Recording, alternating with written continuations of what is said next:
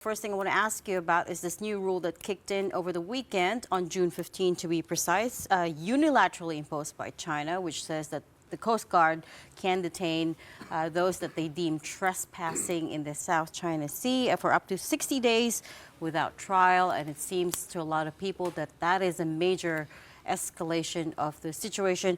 What is your take on the matter? Help us see it from the perspective of Beijing. Sure. Well, I'll certainly do my best. So thanks for having me on. I think that you're certainly right that there are voices around the world, largely, or I would say almost exclusively, in the West, that are depicting this as an escalation. I think from the Chinese side, this shows remarkable transparency and respect for due process, in that China has been very clear its position on this.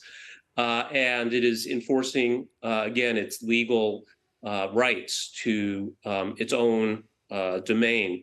So, if we use a more domestic example here, if someone trespasses on your land, you're certainly, I think, entitled to take reasonable measures in response. And I think this is certainly China's position. But at the same time, I think the Chinese government also recognizes that the Philippines disputes some of these claims, and that the best way forward is to discuss these in a bilateral fashion. Can I just pick on one of the points that you said there? You said that this new rule shows China's respect for due process. I would argue, doesn't this go in precisely against that? Because number one, China imposed this rule unilaterally without consultation from anyone, any external parties. And number two, it allows them to detain, those that they deem trespassing, even civilians, for up to 60 days without trial at that. Where's the due process there?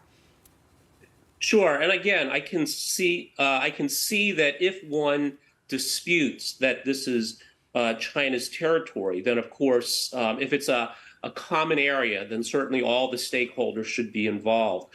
But again, I think the key point of dispute here is China very clearly sees this as its own territory and as a sovereign state, just as the Philippines could take administrative legal action against anyone, civilian, military, that is trespassing on its territory. So I think this is the issue here, that clearly the Philippines, others around the world, do not see this as China's sovereign territory, and China, of course, very clearly does.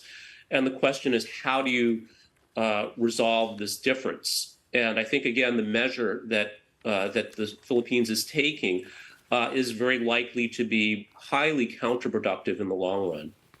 The measure being the measure that the Philippines is undertaking, Andy, being what exactly? Because you also said, and let me just pick what struck me from your initial statement from Regina's first question, that the Philippine disputes are actually recognized by Beijing, and the proof is them issuing this no trespassing rule. Can you elaborate on